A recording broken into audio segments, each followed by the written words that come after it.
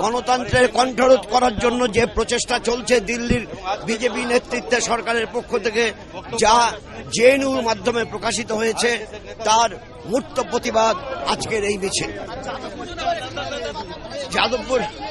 যাদবপুর ইউনিভার্সিটিতে একই ব্যাপার। যাদবপুর ইউনিভার্সিটিতে তারা সহমর্মিতা প্রকাশ করেছে। যাদবপুর ইউনিভার্সিটি আমাদের রাজ্যে, এখানে কানাইয়ার কুমারের মুক্তির দাবিতে তারা যে বিক্ষোভ দেখিয়েছে, তাকে দমন করার জন্য বিজেপির পক্ষ থেকে যে চেষ্টা হয়েছে, তার বিরুদ্ধে আমাদের রাজ্য সরকার কোনো মন্তব্য করেনি। এখানেও মন্তব্য করছে না, দিল্লি সরকারও মন্তব্য করছে না। এক অদ্ভুত চলছে, তার বিরুদ্ধে আমাদের আজকে এই মিছিল।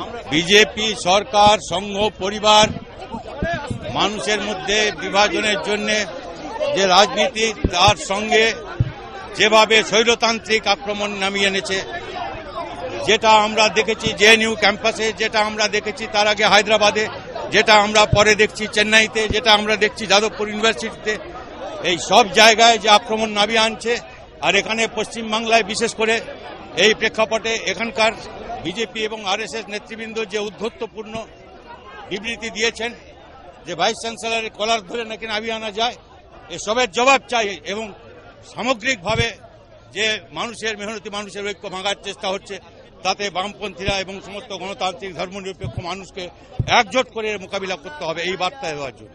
গণতান্ত্রিক অধিকারের জন্য, বাক স্বাধীনতার জন্য, তার সঙ্গে দাঁড়িয়ে বিশ্ববিদ্যালয়ে যে স্বাধিকার এবং নতুন প্রজন্ম তর্ক বিতর্কের মধ্য দিয়ে স্বাধীন চিন্তা বিকশিত হবে, বিশ্ব ভাবনা যাতে বিশ্ববিদ্যালয়ে মুখর হয়ে ওঠে, তার যে অধিকার।